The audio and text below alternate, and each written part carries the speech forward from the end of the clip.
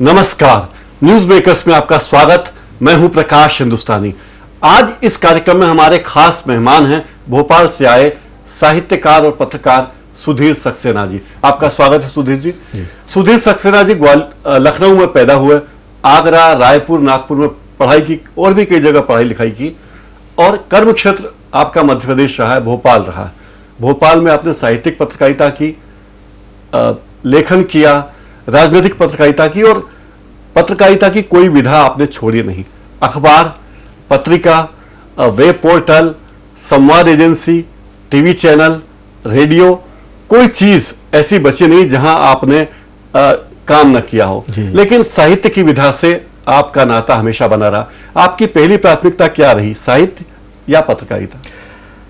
प्रकाश जी, बचपन के कुछ अरसे को अगर छोड़ दें तो मूलतः मैं साहित्यकार हूँ और सन 67-68 के आसपास से मैंने कविताएं लिखना शुरू किया था। जब आप 13-14 साल के? जाहिर की बात 13-14 साल की उम्र में। और आगरे से निकलने वाले प्रमुख अखबारों और साप्ताहिक पत्रों में मेरी रचनाएं प्रकाशित होती रहीं। और सन 75 में अगर इमरजेंसी नहीं लगी होती तो शायद मैं रचनात्मक लेखन में ही रहता, शायद पत्रकारिता में ना आया होता। तो लेकिन क्या चीज उद्वेलित, किस चीज ने सन 75 के बाद सन 2012 तक रचनात्मक लेखन, साहित्य और पत्रकारिता दोनों का लगभग एक साथ निर्वाह करने का मैंने संजीदगी और ईमानदारी से प्रयास किया। आपने पूछा कि क्या वजह रही कि आप पत्रकारिता में आए। जून सन 1975 में इस देश में इमरजेंसी लगी जी। उसके पहले मैं लेखन से जुड़ चुका था। 25 जून 1975 को जगमोहन सिन्हा के एक फैसले के बाद श्रीमती गांधी ने देश में इमरजेंसी लगाई थी। उस वक्त मैं नागपुर में था, कॉलेज में पढ़ रहा था। हम लोगों की एक संस्था थी अभिव्यक्ति जी। उस वक्त प्रतिरोध के तहत और अधिनायकवाद के खिलाफ हम लोगों की टोली ने, जिसमें कि उस वक्त प्रकाश दुबे, विनायक कराड़े, जयशंकर पिल्ले, गोपाल नायडू, विजय शंकर नीलमवार, हरीश अडियालकर, तमाम लोग थे। तो प्रतिरोध को अभिव्यक्ति देने के अपने प्रयोजन के तहत हम लोगों ने पत्रिका निकाली। हम लोगों ने वहाँ गजानन माधव मुक्तबोध व्याख्यान माला आयोजित की, कविताओं की पोस्टर प्रदर्शनी हम लोगों ने आयोजित की। और इमरजेंसी में जिस तरीके की सेंसरशिप थी और जिस तरीके से घटनाएं मोड़ ले रही थी, उसने मुझे शनैः शनैः इस ओर प्रेरित किया कि मैं अभिव्यक्ति के साधन के तौर पर पत्रकारिता का चयन करूं, ताकि मैं अपनी बात और लोगों की वाणी को अधिक से अधिक, लोगों की आकांक्षाओं को, पीड़ा को, व्यथा को अभिव्यक्त कर सकूं। इसके तहत पत्रकारिता से मैं जुड़ा और उसके बाद जो सिलसिला चला कि मैं माया में रहा, इंडिया न्यूज़ में रहा, समाचार भारती में रहा, वॉइस ऑफ अमेरिका से जुड़ा था। एक लंबा सिलसिला है जो लेखन और पत्रकारिता दोनों साथ साथ। साहित्यिक पत्रकारिता की क्या दशा है? तमाम साहित्यिक पत्रिकाएं, जो बड़ी बड़ी पत्रिकाएं थी, वे तो बंद हो चुकी हैं जी। जो चल रही है लघु पत्रिकाएं हैं। लघु पत्रिकाओं का भी एक दौर था, वो भी लगभग खत्म प्राय हो चला है। तो कहां साहित्यिक पत्रकारिता? देखिए प्रकाश जी, आपने बहुत अच्छी बात की। मध्य प्रदेश में एक छोटा सा शहर है रतलाम जी। रतलाम से आपातकाल में एक साथ हिंदी की 7 लघु पत्रिकाएं प्रकाशित होती थीं। इससे आप अंदाज लगा सकते हैं कि सन 70 के दशक में लघु पत्रिका आंदोलन कितना सशक्त और कितना प्रभावशाली था। उसके बाद 80 के दशक तक एक गंभीर और एक कहना चाहिए सशक्त आंदोलन के तौर पर लघु पत्रिका आंदोलन चला। लेकिन उसके बाद व्यावसायिक पत्रिकाओं ने जिस तरीके से परिदृश्य में दखल दिया, जिस तरीके से बाजारीकरण हुआ, जिस तरीके से भूमंडलीकरण हुआ और जिस तरीके से हिंदी के विकास ने गति पकड़ी, उसमें लघु पत्रिका आंदोलन उतना सशक्त नहीं रह गया। लेकिन ऐसा कहना कि लघु पत्रिका आंदोलन दयनीय है या बहुत ज़्यादा हाशिए में चला गया, गलत होगा। इस नाते गलत होगा कि आपको याद होगा कि उत्तरार्ध सन 70 के दशक में, वो पहले सन 70 के दशक की बड़ी महत्वपूर्ण पत्रिकाएं थी। और लगभग 3 वर्ष पहले ज्ञानरंजन ने घोषणा की थी कि अब पहल का प्रकाशन स्थगित किया जा रहा है। तो अगर अनुकूल स्थितियां नहीं होती या हिंदी के पाठकों को एक पहल जैसी पत्रिका की प्रतीक्षा नहीं होती तो ज्ञानरंजन शायद इस बात की घोषणा नहीं करते। अभी कुछ ही दिनों पूर्व इसी महीने अगस्त के महीने में उन्होंने ऐलान किया है कि आगामी जनवरी से पहल का प्रकाशन फिर से शुरू किया जा रहा है। ये यकीनन एक स्वागतीय कदम है और इसकी हम लोगों को सराहना करनी चाहिए। ब्लॉग्स का जो चलन शुरू हुआ है, क्या इससे लघु पत्रिका आंदोलन प्रभावित हुआ? प्रभावित या दोनों को प्रतिद्वंदी के तौर पर देखने के बजाय पूरक के तौर पर आप क्यों नहीं देखते? पूरक के तौर पर ही देखो, इसे पूरक के तौर पर देखिए। ये मानिए कि जिस तरह से लघु पत्रिकाओं ने हिंदी साहित्य की अनेक विधाओं को व्यावसायिक पत्रिकाओं के दौर में भी जीवित रखा, उसी तरह से ब्लॉग या ट्वीट या तमाम चीजें जो आज इधर आ रही हैं वो कहीं ना कहीं लघु पत्रिकाओं के ही प्रयोजन को विस्तार दे रही हैं। पत्रकारिता में बाजारवाद और मनोरंजन बहुत हावी होता जा रहा है। इंटरटेनमेंट पत्रकारिता हो गया है, सही मुद्दे उठाए नहीं जा रहे हैं। तेहरान में प्रधानमंत्री ने क्या बात कही, उसका क्या असर होगा अंतर्राष्ट्रीय परिदृश्य पे? इससे ज्यादा बनिस्बत नरेंद्र मोदी का एक बयान ज्यादा महत्वपूर्ण हो जाता है, ऐसा क्यों? देखिए, ये मुझे कहना चाहिए और कहने मुझे क्षोभ भी नहीं होना चाहिए कि प्रिंट मीडिया और उससे कहीं ज़्यादा इलेक्ट्रॉनिक मीडिया उन तमाम चीज़ों को ज़्यादा तरजीह देता है जो मानवीय सरोकारों से ज़्यादा महत्व नहीं रखते हैं। खेल, फिल्म और क्राइम, इन तीनों चीज़ों ने प्रिंट और इलेक्ट्रॉनिक मीडिया का अधिकांश स्पेस घेर रखा है। आज की तारीख में मुझे आश्चर्य हो रहा है और मुझे अच्छा भी लग रहा है कि आप न्यूज़ मेकर में कलाकारों साहित्यकारों को बुलाते हैं, उनसे बातचीत करते हैं, लेकिन हिंदी में एक भी चैनल या एक भी अखबार ऐसा नहीं है जो यह दिखाए कि कौन सा कलाकार क्या पेंटिंग बना रहा है, कौन सा गायक इस वक्त किस संगीत साधना में रत है, या राजेंद्र यादव ने या फला साहित्यकार ने या ज्ञान रंजन ने क्या कहानी लिखी है, या ज्ञान रंजन पहल निकालने जा रहे हैं, ये कितने चैनलों में आया है, कितने अखबारों में छपा है, कितनी पत्रिकाओं ने इसको नोटिस लिया। ये दुर्भाग्यपूर्ण है बहुत ज्यादा। हिंदी के आंदोलन को लेकर आप पूरी दुनिया में घूमते रहते हैं, कजाकिस्तान में, कहीं ब्रिटेन में, कहीं यूएस में, कहीं कनाडा में, तमाम दुनिया के देशों में, दर्जनों देशों में आप घूमते हैं, वहां साहित्यिक गोष्ठियों में भाग लेते हैं, कई सम्मान आपको अंतर्राष्ट्रीय स्तर के मिल चुके हैं। तो वहां हिंदी की दशा क्या है और यहां हिंदी की दशा क्या है? प्रकाश जी, हिंदी की दशा हिंदुस्तान में जितनी अच्छी होनी चाहिए थी उतनी ही बुरी है। हिंदुस्तान में हिंदी आपकी रोजी और रोटी का उस तरह से जरिया नहीं बन सकी जिस तरह से उसे बनना चाहिए था। लेकिन मुझे खुशी है, लोग कहते हैं कि आप शब्द सत्ता के सहारे जीवन में प्रतिष्ठा और सम्मान नहीं पा सकते, रोजी नहीं पा सकते, और मैं आपके सामने जो खड़ा हूं और सम्मान पूर्वक खड़ा हूं वह सिर्फ शब्द सत्ता के कारण है, सिर्फ लेखन के कारण है। और इस लेखन के कारण मुझे चीन, जापान, सोवियत संघ, पूर्ववर्ती सोवियत संघ, तुर्की, दक्षिण अफ्रीका, नेपाल, मिस्र आदि तमाम देशों में जाने का मौका मिला, कहीं अनुवाद के सिलसिले में और कहीं किसी व्याख्यान में या कहीं आपसी विमर्श में भाग लेने के लिए। तो मैं जहां भी गया हूं, चाहे वो दक्षिण अफ्रीका हो या सोवियत संघ पूर्ववर्ती, आज रूस में, आर्मीनिया में या अन्य उस देशों में बढ़ चुका है, वो हिंदी को लेके जिज्ञासा भी है, उत्सुकता भी है, लेकिन भारतीय दूतावासों को या भारतीय सरकार को हिंदी के उन्नयन के लिए, हिंदी के प्रचार प्रसार के लिए और हिंदी की प्रतिष्ठा के लिए जो उपक्रम करना चाहिए थे वो नहीं हो रहे हैं। ये बहुत क्षोभ और दुर्भाग्य की बात है। फ्रांसीसी फ्रेंच भाषा सिखाने के लिए फ्रांस की सरकार, उसके दूतावास पूरी दुनिया में अभियान चलाते हैं। हमारी सरकार फ्रांस से नहीं, आप स्पेन को देखिए। हाँ। स्पेन और फ्रांस जैसे देशों ने अपनी भाषा को अंग्रेजी के अधिनायकवाद या वर्चस्व से बचाने के लिए जिस तरीके से कानूनी और सांस्कृतिक उपक्रम किए हैं, जिस तरीके से विधायी स्तर पर भी और सांस्कृतिक स्तर पर भी वो लोग जिस तरीके से कदम उठा रहे हैं या उपाय किए हैं, अगर उसका 10% उपक्रम भारत सरकार या हिंदी समाज, सिर्फ भारत सरकार नहीं या हिंदी समाज करे तो हिंदी की दशा सुधरने में मुझे नहीं लगता कि बहुत ज्यादा देर लगेगी।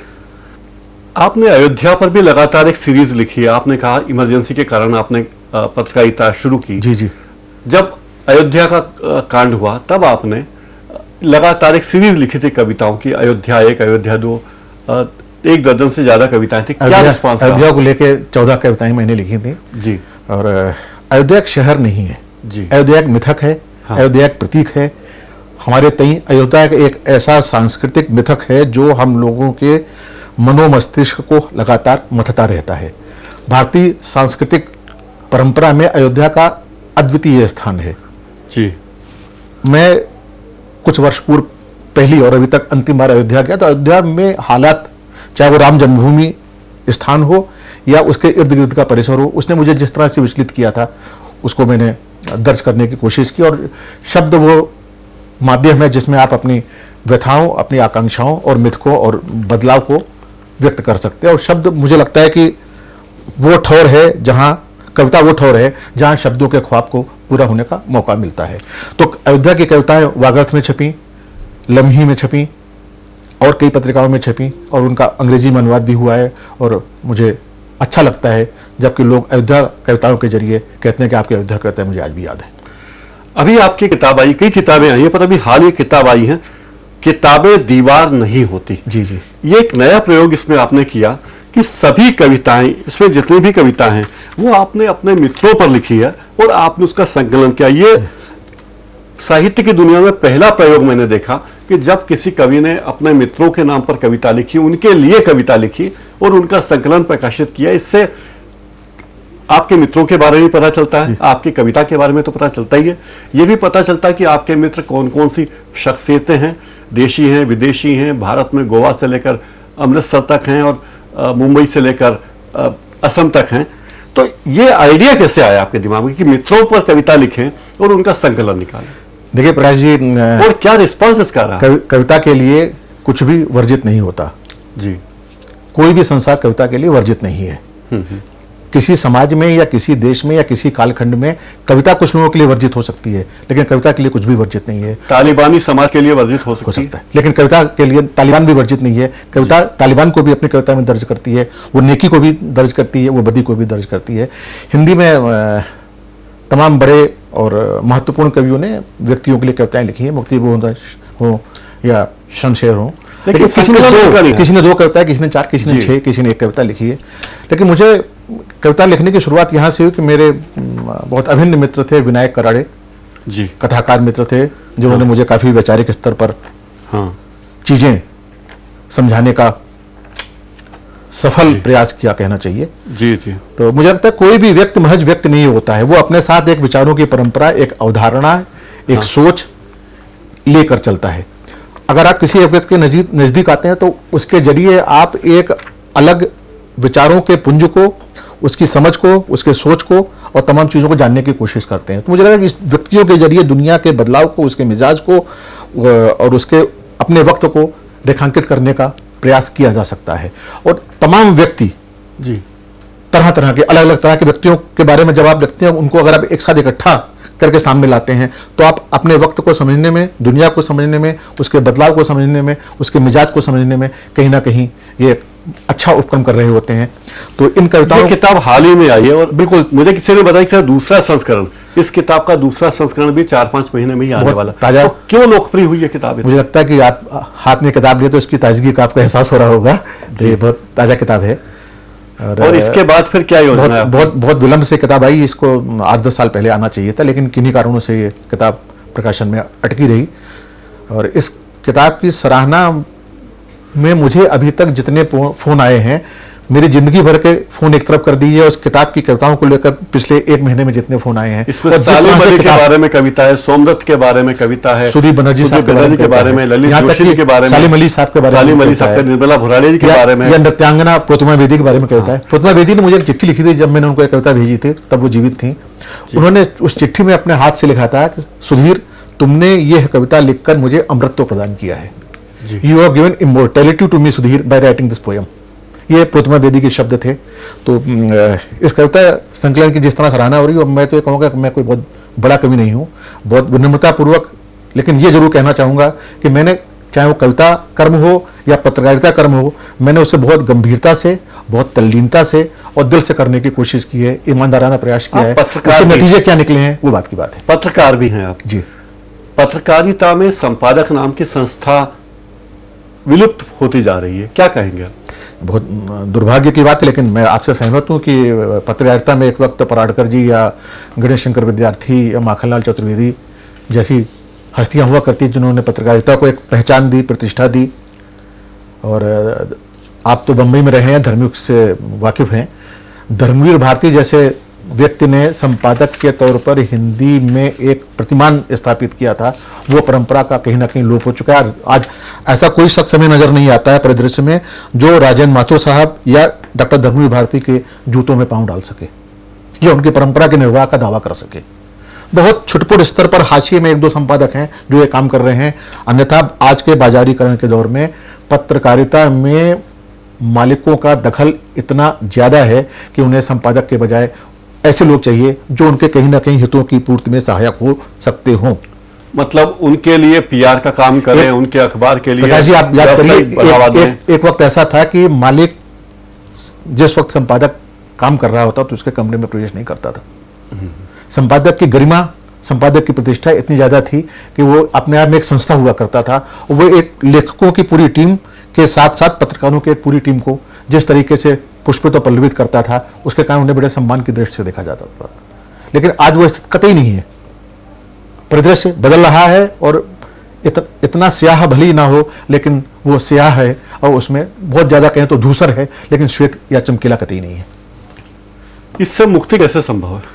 मुक्ति, हिंदी समाज अगर सामूहिक तौर पर उपक्रम करे और ऐसे लोगों को नकारे या लगातार आग्रह करे कि हमें आपके अखबार में या आपके चैनल में या आपकी पत्रिका में वो चीज़ें पढ़ने को नहीं मिल रही हैं या अच्छे लोगों को या अच्छी रचनाओं का उसमें अभाव है, तो जाहिर है वो इस ओर प्रवृत्त होंगे और इसमें पाठक मंच या प्रेक्षक या लेखक या उदीयमान पीढ़ी बहुत सकारात्मक भूमिका निभा सकती है। सुधीर जी, आप हमारे स्टूडियो पधारे, आपने हमसे बहुत सारे मुद्दों पर बातचीत की। आपका बहुत बहुत धन्यवाद। आपने मुझे आमंत्रित किया, आपका आभारी हूँ, बहुत बहुत शुक्रिया। न्यूज मेकर्स में फिलहाल इतना ही।